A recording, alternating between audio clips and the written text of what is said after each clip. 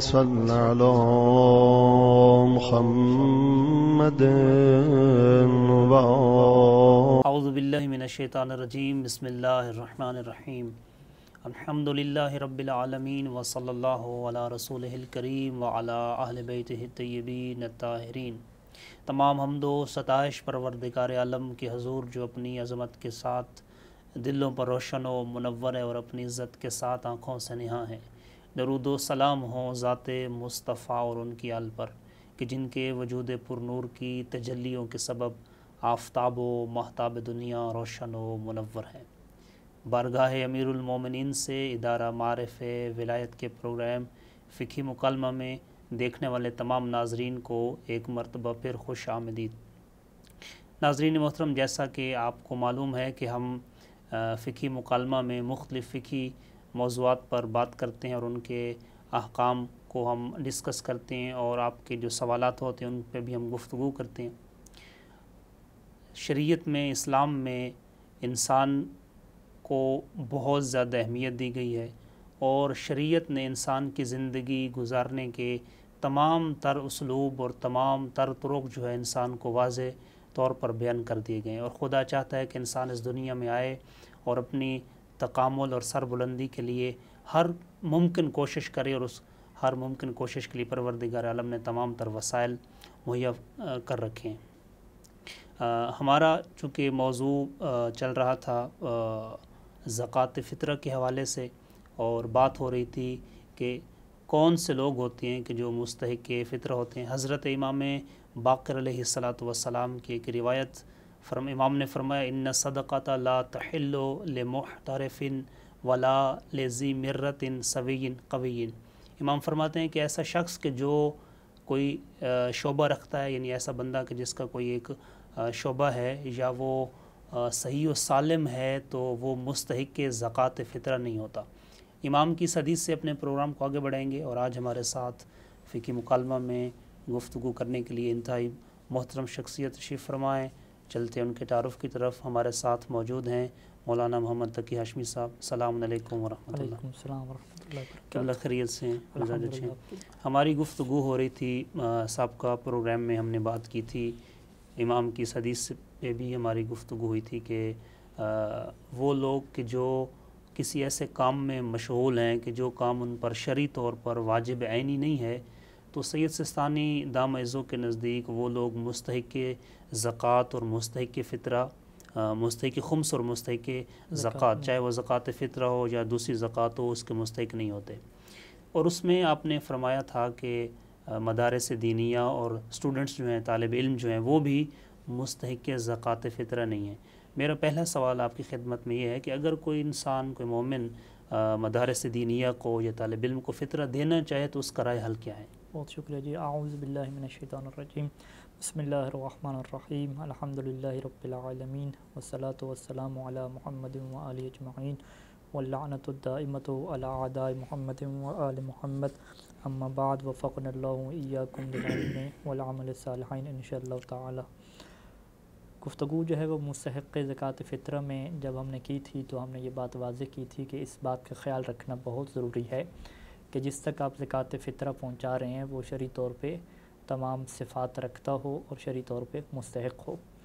اور اس میں سید سستانی دامت ظلہ العالی اور کچھ دیگر فقہا یہ فرماتے ہیں کہ احتیاط واجب ہے اس بات میں کہ زکوٰۃ فطرہ کا جو مصرف ہے، کہ زکوٰۃ فطرہ کو جو خرچ کرنا ہے فقط فقراء کے اوپر خرچ کیا جائے۔ فقراء کے علاوہ جو دیگر چیزیں ہوتی ہیں کہ جس کو ہم سبیل اللہ کہتے ہیں، اللہ کے راستے پہ خرچ کرنا، سہم سبیل اللہ کا مصداق کیا ہے؟ مدرسہ کی بلڈنگ ہے، کوئی کیا ہے پل ہے، اس کی پل کو بنانا ہو گیا، یا کوئی ایک ایسا ادارہ بنانا ہو گیا کہ جو لوگوں کو سپورٹ کرتا ہے، دین کے حوالے سے سپورٹ کرتا ہے یا ان کی مشکلات کو حل کرتا ہے، یہ جو سبیل اللہ کے مصداق ہوتے ہیں۔ اس میں آپ جو ہے وہ جو مال کی زکوٰۃ ہے، جو گندم وغیرہ کی زکوٰۃ ہے، وہ تو آپ خرچ کر سکتے ہیں، اس کے جو ہے وہ 8 کیا ہیں مصرف بیان کیے گئے ہیں۔ لیکن جب زکوٰۃ فطرہ کی بات آتی ہے تو سید سستانی اور کچھ دیگر یہ فقہا فرماتے ہیں کہ احتیاط واجب ہے اس بات میں کہ اس کو فقط اور فقط فقراء کے اوپر خرچ کیا جائے۔ ٹھیک ہے۔ تو لہٰذا اگر ہم فقراء سے ہٹ کے مدارس پہ خرچ کرنا چاہ رہے ہیں، اور خصوصاً مدارس کی بلڈنگ وغیرہ پہ یا مساجد اور امام بارگاہ کی بلڈنگ وغیرہ پہ خرچ کرنا چاہ رہے ہیں تو یہ ہمارے لیے جو ہے وہ سبیل اللہ کا عنوان بنے گا، فقراء کا عنوان نہیں بنے گا۔ تو اگر ہم چاہتے ہیں کہ مساجد کے اوپر، مدارس کے اوپر، امام بارگاہ کے اوپر، یعنی جو سبیل اللہ کے مصادیق شمار ہوتے ہیں ان کے اوپر ہم خرچ کریں، تو پھر ہمارے اوپر ضروری ہو جائے گا کہ ہم کسی ایسے فقیر کی تقلید کریں اس مسئلہ میں کہ جو سبیل اللہ کے اوپر زکوٰۃ فطرہ کے خرچ کرنے کو جائز قرار دیتا ہو۔ ٹھیک ہے۔ اور ہمارے سامنے بہت سارے فقہاء ہیں کہ جن میں سے سید خلیل اللہ رحمت ہے، اور ابھی موجودہ میں آیت اللہ سید سعید الحکیم دامت ظلہ العالی کا نام لیا جاتا ہے، کہ جن کا یہ واضح مسئلہ موجود ہے کہ چاہے زکوٰۃ مال ہو یا زکوٰۃ فطرہ ہو، اس کے جو خرچ کرنے کے وہی 8 ہی مقامات ہیں۔ یعنی ایسا نہیں ہے کہ زکوٰۃ فطرہ فقط فقراء کے لیے ہے، نہیں، فقراء سے ہٹ کے جو 8 چیزیں بیان کی گئی ہیں، جو مصارف زکوٰۃ مال کے جو مصارف ہیں وہ اس کی بھی ہیں۔ ٹھیک ہے۔ تو لہٰذا چونکہ اس میں صحیح ثانی کا فتویٰ نہیں ہے، احتیاط واجب ہے، تو احتیاط واجب کے بعد باقی جتنے فقہاء موجود ہیں اگر ان میں سے ہمارے نزدیک کوئی عالم ثابت ہے تو پھر ہم اس کی طرف رجوع کریں گے، اگر کوئی ہمارے نزدیک عالم ثابت نہیں ہے تو پھر جس کے بارے میں ہمیں شک ہے اس کی عالمیت کے بارے میں، ان میں سے ہم کسی ایک کی طرف رجوع کر لیں گے، اس کی ہم تقلید کر لیں گے اس مسئلے میں، اور ہم زکوٰۃ فطرہ ادا کر دیں گے۔ ٹھیک ہے۔ تو یہی جو مدارس کا مسئلہ ہے یا کسی طالب علم کو دینے کا مسئلہ ہے، چونکہ طالب علم کے بارے میں ہم نے یہ کہا تھا کہ اگر اس کے لیے علم دین کا حصول واجب عینی نہیں ہے، واجب کفائی ہے، تو وہ اسی حدیث کا مصداق ہے امام باقر علیہ السلام کی کہ وہ صحیح و سلامت ہے، وہ کما سکتا ہے، تو لہٰذا اس سے کیا ہے آپ زکوٰۃ نہیں دے سکتے۔ لیکن یہ کون سے عنوان میں جا رہا ہے؟ فقیر کے عنوان میں۔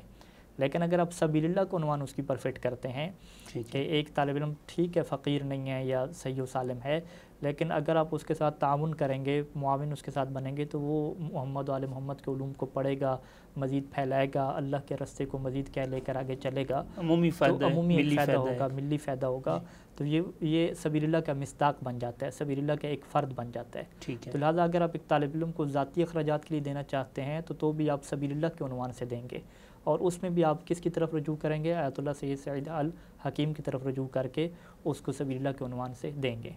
یعنی اب خلاصہ کلام اگر میں یہ کروں کہ اگر آپ چاہتے ہیں کہ زکوٰۃ فطرہ کو مدرسہ، مسجد، امام بارگاہ یا کسی ایک ایسے عمومی ادارے کے اوپر خرچ کریں کہ جس کا عمومی فائدہ ہو لوگوں کو، یا ایک ایسے طالب علم کے اوپر خرچ کریں کہ جس کی پڑھائی کا ایک عمومی فائدہ ہو، دین کو فائدہ ہو جس کی پڑھائی کا، تو پھر آپ آیت اللہ سید سعید الحکیم کی طرف رجوع کر کے اسے فقیر کے عنوان سے نہیں دیں گے مدرسے کو یا طالب علم کو، بلکہ سبیل اللہ کے سام سے دیں گے، سبیل اللہ کے عنوان سے آپ دے سکتے ہیں۔ ٹھیک ہے، اس میں یہ مشکل آپ کی آسان ہو جائے گی۔ یہ مسئلہ واضح ہو گیا، بہت اچھے انداز سے آپ نے بیان فرمایا۔ آپ نے جو فرمایا ہے کہ سید سستانی حافظ اللہ نے اس مسئلے میں فتویٰ نہیں دیا بلکہ احتیاط واجب لگائی ہے، پہلا سوال میرا یہ ہے کہ احتیاط واجب کوئی فقیہ جب وہ خود مجتہد ہے اور فتویٰ وہ نہیں دے رہا، احتیاط واجب کیوں لگا رہا ہے؟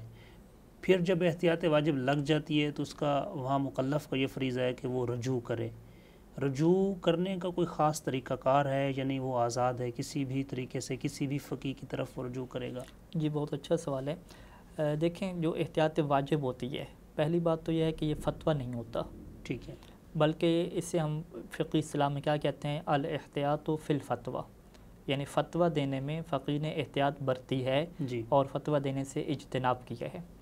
جب فقیہ نے فتویٰ نہیں دیا تو پہلی بات تو یہ ہے کہ فقیہ کے اوپر فتویٰ دینا واجب نہیں ہے۔ اگر بہت سارے فقہاء جہاں میں شرائط موجود ہیں جی، وہ فتویٰ دے رہے ہیں تو ایک فقیہ کے اوپر فتویٰ دینا ضروری نہیں ہوتا۔ جی، تو جب فقیہ نے فتویٰ نہیں دیا اور اس نے احتیاط کا کہا ہے تو یہ احتیاط فتویٰ نہیں ہے، اسے ہم کیا کہتے ہیں؟ الاحتیاط فی الفتویٰ، احتیاط واجب ہو گئی یا احتیاط لازم ہو گئی، دونوں کا حکم ایک ہی ہے کہ یہ احتیاط ہوتی ہے۔ ٹھیک ہے، تو یہ جب احتیاط ہوتی ہے تو فقیہ کا یہ فتویٰ نہیں ہوتا، بلکہ فقیہ آپ کے لیے ایک طریقہ معین کرتا ہے اور آپ کو سمجھاتا ہے، آپ کے لیے واضح کرتا ہے کہ اگر آپ اس مسئلے میں احتیاط کرنا چاہتے ہیں تو احتیاط کا یہ طریقہ کار ہے۔ ٹھیک ہے، جیسے کہ روایات میں اور فقہاء کے نظریات میں اختلاف ہو گیا کہ کیا سام سبیل اللہ میں زکوٰۃ فطرہ کو خرچ کر سکتے ہیں، امام بارگاہ، مسجد اور مدرسے پہ یہ خرچ نہیں کر سکتے، اس میں فقہاء کا اختلاف ہو گیا۔ تو سید ثانی نے احتیاط لگا دی کہ احتیاط یہ ہے کہ آپ فقیر کے اوپر ساتھ کیا ہے خرچہ کریں، جی، کیونکہ یقیناً فقیر کے اوپر آپ خرچ کریں گے تو تمام فقہاء اور تمام روایات کے مطابق وہ ذمہ آپ کا ادا ہو جائے گا۔ تو احتیاط کہتی اس سے ہے کہ آپ ایک ایسا عمل کریں کہ تمام تر روایات، تمام تر فقہاء کے فتاوی کے مطابق وہ عمل کیا ہو؟ درست شمار ہو، ٹھیک شمار ہو۔ تو اس کا کیا مطلب ہوا کہ سیستانی نے جب بھی احتیاط واجب لگائی، چاہے اس مسئلہ میں ہو یا کسی مسئلہ میں ہو، یا جب بھی کوئی فقیہ لگاتا ہے، تو احتیاط واجب اور احتیاط لازم سے عام طور پہ اس کی مراد فتویٰ نہیں ہوتی، بلکہ وہ اپنے مقلد کے لیے یا مکلف کے لیے ایک طریقہ بیان کر رہا ہوتا ہے کہ اگر آپ نے احتیاط کرنی ہے تو آپ اس طریقے کے مطابق احتیاط کر سکتے ہیں۔ اب مکلف کی کیا ذمہ داری ہے؟ مکلف کے سامنے وہی 3 راستے موجود ہیں کہ جس کو ہم نے تقلید کی گفتگو میں ذکر کیا تھا، کہ یا تو وہ خود فقیہ ہو، یعنی خود اس بات کی صلاحیت رکھتا ہو کہ قرآن اور محمد و آل محمد کے فرامین سے اپنے حکم شرعی کو نکال سکے، کسی مترجم کے اوپر ڈیپینڈ کیے بغیر خود سے اس بات کی صلاحیت رکھتا ہو، کیونکہ اگر مترجم کی بات مانے گا تو وہ اس کا مقلد ہو گیا، یعنی خود اپنے اندر اتنی صلاحیت ہو کہ قرآن اور احادیث سے اپنا وظیفہ شرعی معلوم کرے۔ یعنی یہ ترجمے کے بعد کا مرحلہ ہے، پہلا مرحلہ ترجمہ ہے، پھر روایت کو صحیح دیکھنے کا مرحلہ ہے، پھر اس سے سمجھنا، پرکھنا، اس کو نکالنا، یعنی بہت مشکل کام ہے۔ تو اگر تو خود فقیہ ہے پھر تو مسئلہ حل ہے۔ دوسرا کیا ہے کہ اگر وہ خود فقیہ نہیں ہے تو کسی جامع شرائط فقیہ کی تحقیق کے اوپر بھروسہ کرے، یعنی اس کی بات کو فالو کرے، اس کی بات اور اس کی تحقیق کو مان لے، جو وہ بتا رہا ہے کہ محمد علیہ محمد کا یہ حکم میں نے پہچانا ہے، یعنی اس کے فتوی کے اوپر عمل کرے۔ اس سے ہم کیا کہتے ہیں؟ تقلید کہتے ہیں۔ التقلید هو العمل علی فتوی المجتہد، کہ تقلید فقیہ کے فتوی کے اوپر عمل کرنا ہے۔ اور تیسرا راستہ کیا ہے کہ نہ وہ فقیہ بنے نہ وہ تقلید کرے، تیسرا راستہ کیا ہے کہ احتیاط کے مطابق کیا کرے؟ عمل کرے۔ تو اب جب سیستانی نے احتیاط واجب یا احتیاط لازم لگائی تو اس میں تو تقلید ہو نہیں سکتی، کیونکہ یہ فتویٰ ہے ہی نہیں، اور تقلید کس سے کہتے ہیں؟ العمل علی فتوی المجتہد، تو اس میں تقلید تو نہیں ہوگی۔ جب تقلید نہیں ہوگی تو اب مکلف کے سامنے اختیار ہے کہ یا تو وہ یہی احتیاط کے اوپر عمل کرے، یا احتیاط کے اوپر عمل نہیں کرنا چاہتا تو خود فقیہ بن جائے یا کسی اور کی کیا کر لے؟ تقلید کر لے۔ تو اب یہاں سے یہ بات واضح ہو جاتی ہے کہ جب فقیہ احتیاط واجب لگا رہا ہے تو آپ کے سامنے بالکل یہی 3 راستے موجود ہیں۔ اب جب آپ آیت اللہ سید سعید حکیم کی طرف یا کسی کی طرف جا رہے ہیں، رجوع کر رہے ہیں، تو اس کا مطلب کیا ہے کہ آپ ان کی تقلید میں جا رہے ہیں، ٹھیک ہے، کیونکہ ہمارے یہاں رجوع اور تقلید میں کوئی فرق نہیں ہے۔ رجوع بھی کیا ہے؟ کسی کے فتوی کے اوپر عمل کرنا، تقلید بھی کیا ہے؟ کسی کے فتوی کے اوپر عمل کرنا ہے۔ اب یہاں پہ جو دوسرا آپ نے سوال اٹھایا تھا کہ کیا انسان کی مرضی ہے کہ کسی بھی فقیہ کی طرف چلا جائے، تو اس کو بھی ہم نے باب تقلید میں کیا ذکر کیا تھا کہ ہم نے کہا تھا کہ اگر ایک انسان کے لیے عالم ثابت نہیں ہوتا، پہلے تو یہ بیان کیا تھا کہ جیسا کہ روایات میں بھی ہے کہ جب قاضی حضرات کا اور جو فیصلہ کرنے والے اس زمانے کے فقہاء اور مجتہدین تھے ان کا اختلاف ہو جاتا تھا، تو اصول کافی میں باب اختلاف الاحادیث میں یہ حدیث موجود ہے کہ امام نے فرمایا تھا کہ جو ان میں سے عالم ہو، جو ہماری حدیث کی زیادہ معرفت رکھنے والا ہو، تم اس کی کہہ بات کو لینا۔ تو ہمارے یہاں بھی فقہاء کا یہ فتویٰ ہے کہ اگر فتاوی میں اختلاف ہو جائے تو آپ کی ذمہ داری کس کی طرف جانا ہے؟ عالم کی طرف جانا ہے، اور عالم سے مراد جو زیادہ حدیث کی معرفت رکھنے والا ہے۔ ٹھیک ہے۔ اب آیت اللہ سید سیستانی کی جو عالمیت ہے اس کے اوپر ہم نے بحث کی تھی کہ یہ تو ہمارے نزدیک ثابت ہو گئی، چونکہ ان کے اساتذہ نے جو ان کو اجازت دی ہے وہ کسی اور کو نہیں دی ہے، اور شہرت موجود ہے، شیعہ موجود ہے۔ تو آیت اللہ سید سیستانی کے بعد کون عالم ہے؟ ٹھیک ہے، تو ہم کہتے ہیں کہ ہمارے نزدیک ثابت نہیں ہے کہ کون عالم ہے۔ اگر ثابت ہو جائے کسی کے مطابق تو وہ اسی کی طرف فقط رجوع کر سکتا ہے، اب وہ اپنی مرضی کے مطابق اس کو چھوڑ کے کسی اور کی طرف نہیں جا سکتا۔ ٹھیک ہے، لیکن اگر وہ یہ کہے کہ آیت اللہ سید سیستانی کے بعد مجھے کسی کی عالمیت کا یقین نہیں ہے اور کسی کی عالمیت کی شہرت بھی نہیں ہے، جیسا کہ پریکٹیکل کسی کی عالمیت کی شہرت تک بھی موجود نہیں ہے، ٹھیک ہے، تو اس میں پھر کیا کرے مکلف؟ ہم نے یہ بیان کیا تھا گزشتہ باب تقلید کے باب میں کہ اس میں اس کی یہ ذمہ داری ہوتی ہے کہ جتنے بھی فقہاء ہیں جن کے بارے میں وہ شک کر رہا ہے کہ یہ عالم ہیں، تو ان فقہاء میں سے وہ کسی ایک کی طرف بھی کیا ہے جا سکتا ہے، اس کی مرضی ہے کہ کسی ایک کی طرف رجوع کر سکتا ہے، سوائے چند ایک موارد میں کہ جہاں پہ علم اجمالی منجز حاصل ہو جاتا ہے تو وہاں پہ احتیاط کرنا اس کی پر واجب ہوتی ہے، وہ تقلید میں نہیں جا سکتا۔ لیکن ان موارد کے علاوہ جیسا کہ ابھی ہم بحث کر رہے ہیں، یہ موارد ہو کے زکوٰۃ فطرہ وغیرہ، تو اس میں اس کی مرضی ہے جس کی طرف چلا جائے۔ تو اب وہ کون سے ہیں کہ جن کے بارے میں یہ شک موجود ہے کہ وہ عالم ہیں؟ یہ مختلف اساتذہ کے مطابق کیا مختلف تعداد بتائی گئی ہے، اور ان میں سے کیا ہے آیت اللہ سید سعید حکیم بھی ہیں۔ تو اس والے سے ہر مکلف کی اپنی ذمہ داری ہے کہ وہ خود تحقیق کرے اور دیکھے کہ نجف اشرف کا حوزہ یا قم المقدسہ کا حوزہ، اس میں جو درس خارج کے بڑے اساتذہ ہیں وہ کن فقہاء کے موجودہ فقہاء کے نظریات کے اوپر بحث کرتے ہیں، ان کے دلائل کے اوپر ڈسکشن کرتے ہیں، تاکہ یہ بات ثابت ہو سکے کہ یہ ایسے فقہاء ہیں کہ جن کی عالمیت کے بارے میں واقعاً جو ہے ایک شک موجود ہے اور ایک بحث کیا موجود ہے۔ تو جس کا بھی نام آئے گا ان میں سے، جس کا بھی اس میں سے نام آئے گا تو انسان کے لیے جائز ہو جائے کہ اس میں سے کسی ایک کی طرف کیا کر لے۔ اچھا قبلہ، ایک اور مسئلہ ہے کہ سید سیستانی کا یہ فتویٰ ہے کہ آپ جو زکوٰۃ فطرہ کا مال ہے یا پیسے ہیں دوسرے شہر میں منتقل نہیں کر سکتے، اگر کوئی کرنا چاہے تو اس کا کیا رائے حل ہے؟ جی اس مسئلے میں بھی جو ہے وہ ان کی احتیاط واجب ہے، اور جیسا کہ ہم نے ایک روایت بھی اس سے میں نے پڑھی تھی جی کہ امام صادق علیہ السلام نے فرمایا تھا کہ ہی لأہلہا کہ جو زکوٰۃ فطرہ ہے وہ اہل ولایت کے لیے ہے جو مومن ہیں، اور پھر فرمایا تھا کہ اگر وہ مومن نہیں ملتے تمہیں جی تو فَإِن لَمْ تَجِدْهُمْ فَلِمَنْ لَا يَنْسِبْ، تو یہ ان کو دینا جو مسلمان ہیں لیکن ناسبی نہیں ہونے چاہیے۔ ناسبی یعنی جو محمد وآل محمد سے اپنے بغض اور نفرت کا کیا کرتے ہیں، اظہار کرتے ہیں، دشمنی کا اظہار کرتے ہیں۔ ٹھیک ہے۔ اس کے بعد روایت کے جملے تھے کہ وَلَا تَنْقُلْ مِنْ أَرْضٍ إِلَىٰ أَرْضٍ، کہ ایک زمین سے دوسری زمین کی طرف ہم فطرہ کو لے کر نہیں جا سکتے۔ اور اسی اعتبار سے اگر آپ منہاج الصالحین میں چلے جائیں تو سید سیستانی کا جو مسئلہ نمبر ہے 1084 ہے، اس میں یہ فرماتے ہیں کہ اگر تو آپ امام علیہ السلام یا نائب امام کی طرف فطرہ منتقل کرنا چاہتے ہیں تو اس میں تو مشکل نہیں ہے کہ آپ کے شہر میں مستحق بھی ہو تو پھر بھی آپ بیچ سکتے ہیں، جیسے کہ روایات میں اس کی کیا ہے تقیید کیا ہے موجود ہے۔ ٹھیک ہے۔ اور پھر فرمایا کہ وَالْأَحْوَطُ لُزُومًا، احتیاط لازم یہ ہے کہ عدم النقل الی غیرہما، کہ اگر فقیہ معذرت امام علیہ السلام اور نائب امام کے علاوہ اگر آپ نقل کرنا چاہ رہے ہیں جی تو احتیاط لازم یہ ہے کہ اگر آپ کے بلد میں آپ کے شہر میں مستحق موجود ہے تو آپ نقل نہیں کر سکتے۔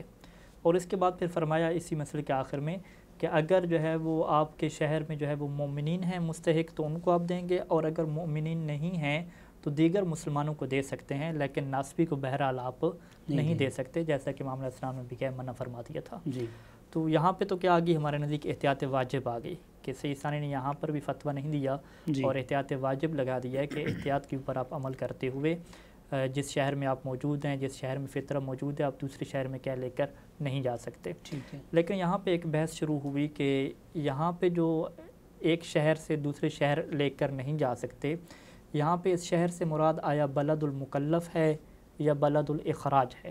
ٹھیک ہے۔ دیکھیں دو چیزیں ہوتی ہیں۔ بلد المکلف کیا مطلب کہ انسان کہاں پہ رہ رہا ہے، مثال کے طور پہ ہم نجف اشرف میں رہ رہے ہیں اور ہم عید کی رات کیا کربلا جاتے ہیں، ٹھیک ہے۔ تو اب ہم کہاں پہ چلے گئے؟ یہ کربلا میں ہم چلے گئے۔ جی تو اب بلد المکلف کیا کہلائے گا کہ ہم رہتے کہاں پہ ہیں؟ نجف میں رہتے ہیں، لیکن ابھی ہم سفر میں کیا ہیں؟ کربلا میں ہیں۔ جی تو معیار کیا ہے کہ مکلف جہاں جہاں پہ پھرتا رہے گا وہی شہر معیار ہوگا، یا معیار یہ ہے کہ بلد الاخراج کہ جہاں وہ رہ کے کیا فطرہ نکالنا چاہتا ہے؟ ٹھیک ہے۔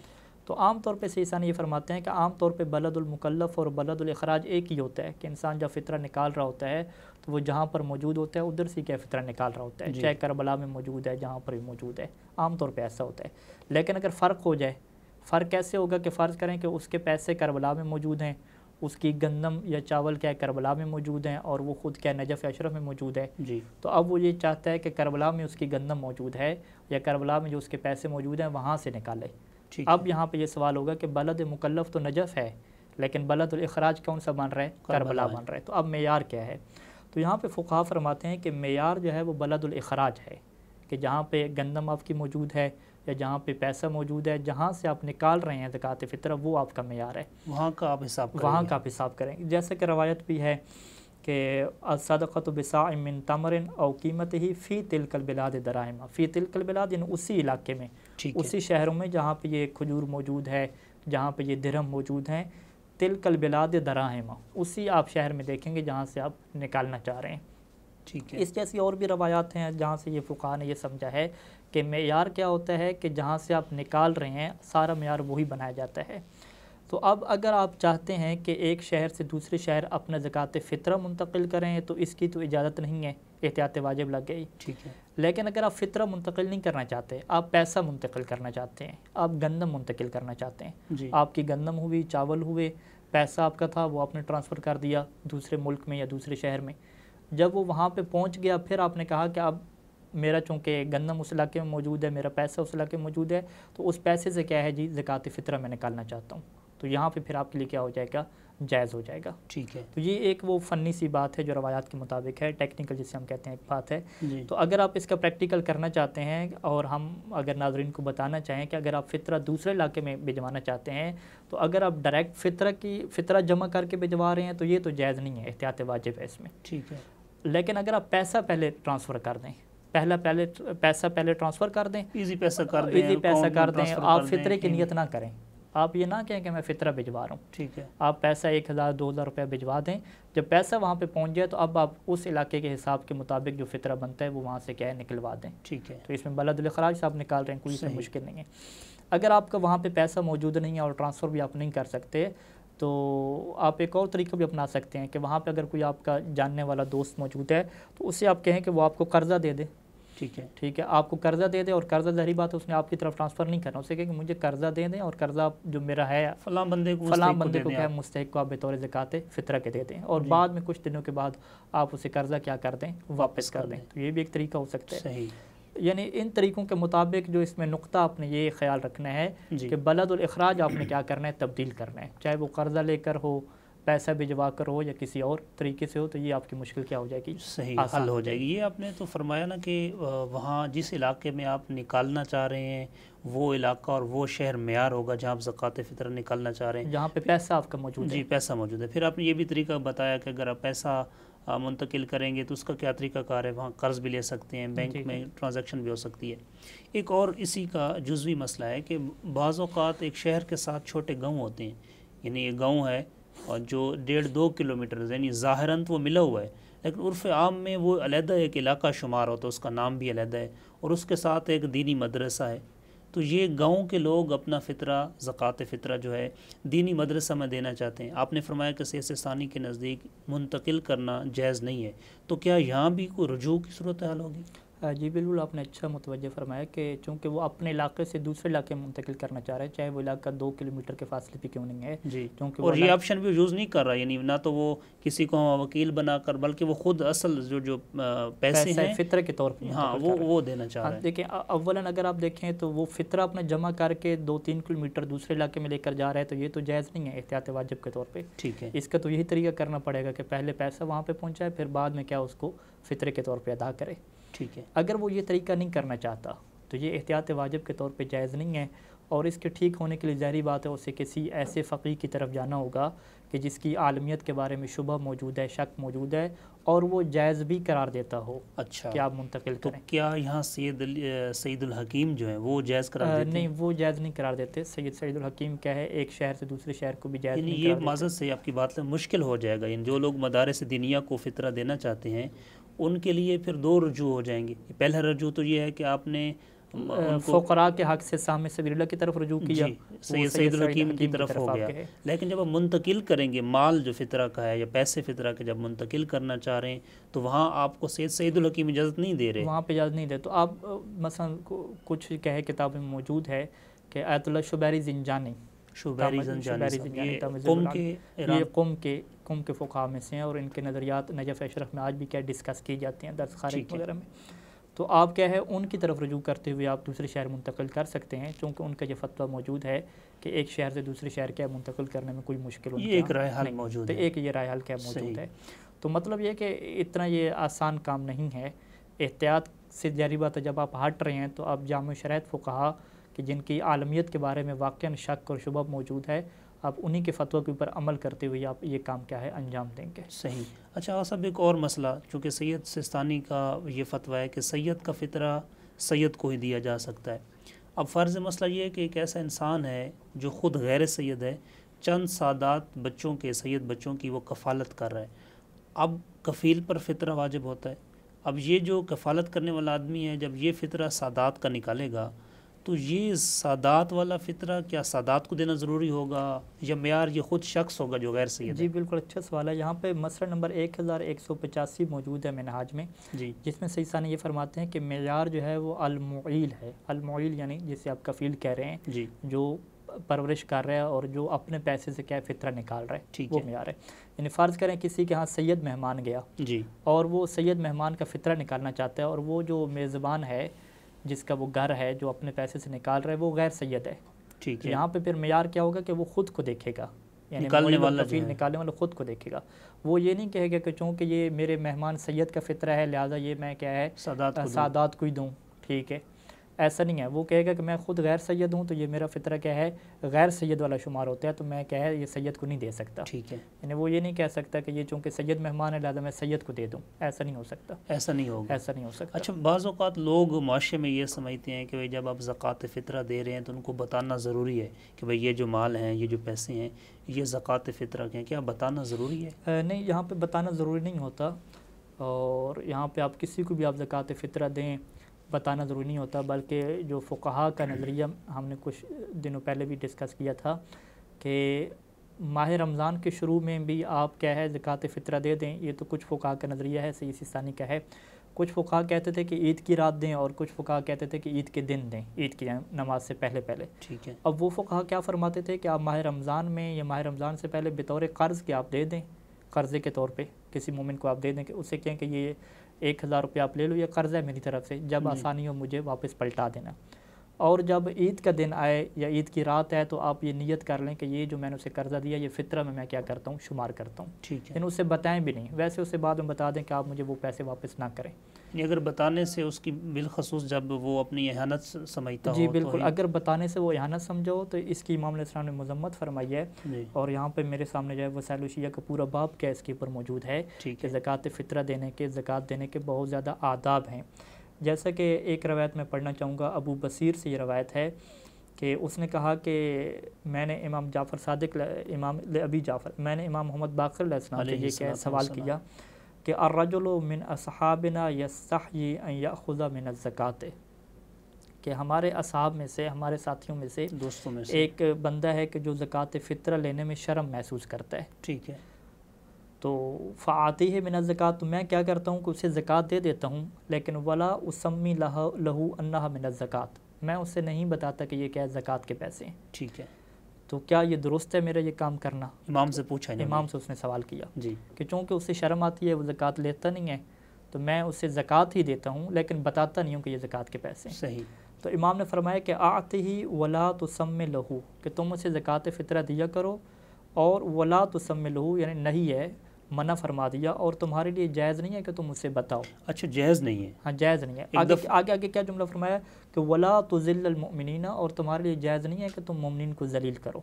اللہ اکبر. یعنی اگر تم اسے بتاؤ گے اور اس کو شرم محسوس ہوگی تو اہانت ہوگی تو جائز نہیں, ذلیل کر رہے ہو. ٹھیک. اور اس ایک اور روایت بھی ہے اسحاق بن عمار سے کہ امام صادق علیہ السلام نے جو ہے وہ اس سے پوچھا تھا کہ اے اسحاق, جب تمہاری اوپر زکوٰۃ فطرہ واجب ہوتا ہے تو تم کیسے نکالتے ہو, طریقہ مجھے بتاؤ ذرا. ٹھیک ہے. تو قال یاتون الی المنزل فاعطیہم, اس نے کہا کہ وہ جو مومنین ہیں وہ میرے گھر آتے ہیں, مستحقین آتے ہیں, جی, اور میں کیا انہیں زکوٰۃ فطرہ دے دیتا ہوں اپنے گھر میں بیٹھ کے. تو امام صادق علیہ السلام نے فرمایا کہ فقال علی ما اراک یا اسحاق الا قد اذللت المؤمنین, اے اسحاق میں تمہیں کیا دیکھ رہا ہوں کہ تم مومنین کو ذلیل کر رہے ہو, تم ان کی عزت نفس کو مجروح کر رہے ہو. پھر فرمایا کہ فإیاک, 2 دفعہ فرمایا کہ بچو, اس کام سے بچو کہ تم کیا مومنین کو ذلیل کرو.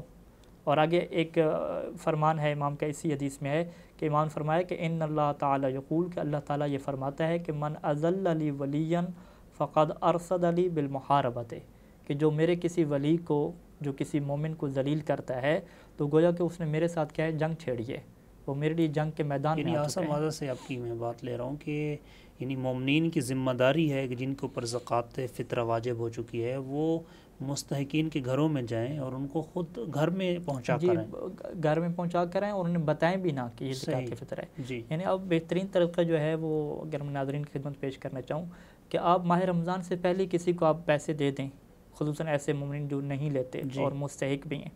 آپ انہیں کہیں کہ بھئی میرے بھائی یہ پیسے لے لو 1000 2000, اور یہ میں آپ کو قرض دے رہا ہوں, کیونکہ قرض تو لے لیتے ہیں, جی, میں آپ کو قرضے کے طور پہ دے رہا ہوں, جب آسانی ہو زندگی میں تو مجھے کیا واپس کر دینا. ٹھیک ہے. آپ نے دے دیے. جیسے ماہ رمضان شروع ہو یا زکوٰۃ فطرہ کا ٹائم آ جائے تو آپ کیا نیت یہ کر لیں کہ میں نے اس کو جو قرض دیا تھا وہ میں نے زکوٰۃ میں کیا کیا ہے, حساب کر لیا ہے, اور بعد میں کیا اس سے آپ پیسے واپس بھی نہ لیں. تو یہ بہترین طریقہ ہے کہ آپ کی زکوٰۃ بھی ادا ہو جائے گی, اس کو کیا پتہ بھی نہیں چلے گا, اور امام علیہ السلام کے آپ طریقے کے مطابق بھی عمل کریں گے کہ آپ نے اس میں کسی مومن کو کوئی ذلیل بھی نہیں کیا, نہ اس کو کیا مقام شرم کے اوپر کیا آپ لے کر آئے. اور اس کا ایک اور فائدہ یہ بھی ہے کہ چونکہ عید پہ جیسے ہمارے یہاں بچوں کے لیے بالخصوص، بڑے نہ بھی لیں تو بچے کپڑے بچے، لیتے ہیں، یہ کوئی بھی ایک شاپنگ فائدہ ہو کرتے جائے گا۔ ہیں، تو اگر آپ پہلے فطرہ دے دیں گے تو جو غریب کے بچے ہیں وہ بھی خوشیوں میں برابر شریک ہوں گے۔ بالکل، اور ایسے ہی کرنا چاہیے۔ جی صحیح فرمایا آپ نے۔ اچھا آغا صاحب، بعض اوقات لوگ زکوٰۃ فطرہ کا مال یا پیسے جدا کر لیتے ہیں، خاص کر لیتے ہیں کہ بھائی یہ اب جو پیسے ہیں یا یہ جو گندم یا چاول وغیرہ ہیں یہ زکوٰۃ فطرہ کے لیے، کیا ان کو بعد میں استعمال کیا جا سکتا ہے، اور اگر کوئی استعمال کرے تو پھر حکم کیا ہوگا؟ بالکل جی، یہ جو خمس اور زکوٰۃ میں جو فرق بیان کیا جاتا ہے کہ اگر آپ کے اوپر خمس واجب ہو جائے اور سال گزر جائے، تاریخ آ جائے خمس کی، تو فوراً مستحق تک پہنچانا آپ کے اوپر واجب ہے۔ اگر آپ مستحق کو نہیں پہنچائیں گے خمس کے پیسے، فقط اپنے مال سے جدا کر کے رکھ دیں گے، تو پھر بھی آپ کے لیے جو باقی 4 حصے ہیں اس کو استعمال کرنا آپ کے لیے جائز نہیں ہوگا۔ صحیح۔ جبکہ زکوٰۃ میں ایسا نہیں ہے۔ روایات میں یہ موجود ہے کہ زکوٰۃ فطرہ خصوصاً اگر آپ لے آئیں، چونکہ اس کا ٹائم جو ہے وہ مشہور فقہا کے مطابق نماز ظہر تک ہے، زوال تک ہے، اور صحیح سیستانی جن روایات کے مطابق انہوں نے فتویٰ دیا کہ جس بندے نے نماز عید پڑھنی ہے اس کا جو ٹائم ہے وہ نماز عید تک ہے، اگر وہ نماز عید سے مؤخر کرے گا تو پھر بھی واجب رہے گا، لیکن نماز عید پڑھنے سے پہلے کیا وہ ادا کر دے۔ اگر وہ نماز عید سے مؤخر کر رہا ہے تو پھر بھی اس کے اوپر رہے گا، لیکن قضا کی نیت کے بغیر کیا ہے وہ ادا کرے گا۔ ٹھیک ہے۔ تو یہاں پہ روایت میں امام علیہ السلام فرمایا تھا کہ اذا عزلتها فلا يضرك متى اعطيتها قبل الصلاة او بعد الصلاة، کہ اگر تم زکوٰۃ فطر کے پیسے الگ کر لیتے ہو تو پھر اس میں کوئی مشکل نہیں ہے کہ تم نماز عید پڑھنے کے بعد دو یا نماز عید پڑھنے سے پہلے دو۔ یعنی پیسے الگ کرنے کا یہ فائدہ ہو گیا کہ نماز عید پڑھنے سے پہلے دینا ضروری نہیں ہے، بعد میں بھی دے سکتے ہیں۔ ٹھیک ہے۔ اب پیسے الگ کرنے کی جو ہے وہ طریقہ کار کیا ہے؟ اگر تو وہ بڑا نوٹ ہے، 500 کا نوٹ ہے اور اس سے 120 روپے آپ فطرے کا الگ کرنا چاہتے ہیں، تو جب تک اسے آپ چینج نہیں کریں گے آپ الگ نہیں کر سکتے۔ اچھا، معذرت سے، یعنی آپ 500 روپے جیب میں رکھ لیں اور یہ نیت کریں کہ اس میں جو 120 ہیں یہ اس مستحق کے ہیں، تو یہ بھی درست نہیں؟ یہ بھی درست نہیں ہے، کیونکہ یہ جدا نہیں ہوئے، علیحدہ کرنا ضروری ہے۔ اور علیحدہ آپ نے 120 روپیہ کر دیا فطرے کے، یا 240 روپے 2 بندوں کا فطرہ تھا وہ آپ نے الگ کر لیے۔ اب آپ کوئی اور مومن آیا، اس نے کہا کہ میں نے بھی کیا ہے فطرہ دینا 240 روپے، آپ نے بھی دینا ہے، تو 500 والے میرے پاس نوٹ ہے، اب 240 مجھے دے دیں اور یہ 500 لے لیں اور فطرہ کیا ہے جمع کرا دیں۔ تو یہ کیا ہو جائے گا؟ تبدیل کرنا ہو جائے گا۔ 240 تھے وہ آپ نے اس کو دے دیے، اس کے بدلے میں آپ نے دوسرا نوٹ لے لیا 500 والا، تو یہ تبدیل کرنا ہے۔ اس کی بھی کیا روایات میں اجازت موجود نہیں ہے۔ ٹھیک ہے۔ یعنی اگر ایک گندم آپ نے الگ کی زکوٰۃ فطرہ کے طور پہ یا زکوٰۃ مال کے طور پہ، تو اس گندم کو بھی آپ تبدیل نہیں کر سکتے۔ صحیح۔ تو لہٰذا یہاں پہ ایک مسئلہ آ جائے گا پیسوں میں، کہ چونکہ عام طور پہ تبدیل ہو رہے ہوتے ہیں پیسے، معذرت سے، چینج کی پرابلم ہوتی ہے۔ جب وہ ہمارے یہاں مجھے یاد ہے کہ عید والے دن جو ہے نا مولانا صاحب جب بتا دیتے تھے کہ اتنا حساب ہے، تو پھر اسی مسجد میں چند لوگ کھڑے ہوتے تھے اور لوگوں نے اپنی گھر سے وہ علیحدہ کر کے لاتے تھے، 120 روپے جتنا بھی ہے علیحدہ کیا ہوا انہوں نے پیسے، اگر علیحدہ کیا ہوا تو وہ پھر جمع کر رہے ہیں، اور بعض اوقات وہ چینج بھی کر رہے ہیں، تو یہ تو چینج بھی کر رہے ہیں، تو یہ جائز نہیں ہے۔ بالکل۔ اور یہ چینج کرنا کب جائز ہوتا ہے؟ جب فقیہ کی اجازت موجود ہو، جیسا کہ نجف اشرف میں آپ کو یاد ہوگا کہ جب آیت اللہ شیخ بشیر نجفی دامت العالی کے پیچھے نماز عید پڑھتے ہیں، تو وہاں پہ جب زکوٰۃ فطرہ جمع ہوتی ہے اس سے پہلے، وہ چونکہ ان کی اجازت ہوتی ہے تو وہ چینج کر رہے ہوتے ہیں، تو فقیہ کی اجازت سے آپ کیا ہے تبدیل کر سکتے ہیں۔ لیکن اگر فقیہ کی اجازت موجود نہیں ہے تو پھر یہ چینج کرنا پاکستان میں پھر یہ صورتحال مشکل ہو جائے گی، صورتحال مشکل ہو جائے گی، اور اس میں بہت زیادہ احتیاط کرنے کی کیا ہے۔ بہت شکریہ آغا صاحب تشریف لے کر آئے۔ جی تو ناظرین محترم، یہ تھا ہمارا آج کا فقہی مکالمہ، جس میں ہم نے گفتگو کی زکوٰۃ فطرہ کے بارے میں، اور ہم نے جانا کہ زکوٰۃ فطرہ کا جو مستحق ہے اس کی شرائط کیا ہیں اور کس انداز سے ہمیں زکوٰۃ فطرہ ادا کرنا چاہیے۔ روایات کی روشنی میں بہت خوبصورت انداز سے بیان کیا گیا، اور امام صادق علیہ الصلاۃ والسلام کی روایت کی روشنی میں ایک پیغام دینا چاہوں گا تمام مومنین اور ناظرین کی خدمت میں کہ ہماری ذمہ داری ہے، ہم پر واجب ہے، فطرہ ہم نے ادا کرنا ہے، لیکن اگر آپ ماہ مبارک ہے رمضان کے شروع میں اس طریقے کے مطابق جیسا آغا صاحب نے بیان کیا، یا عید سے کچھ دن پہلے اگر آپ غریب کے بچوں تک زکوٰۃ فطرہ پہنچا دیتے ہیں تو ان کے بچے بھی دوسروں بچوں کی طرح خوشیوں میں شریک ہو سکتے ہیں۔ خداوند کریم ہمیں احکام شریعت پر عمل کرنے کی توفیق عطا فرمائے۔ ملتے ہیں ایک نئے موضوع پر، نئے فقہی مکالمہ کے ساتھ، تب تک کے لیے اللہ حافظ۔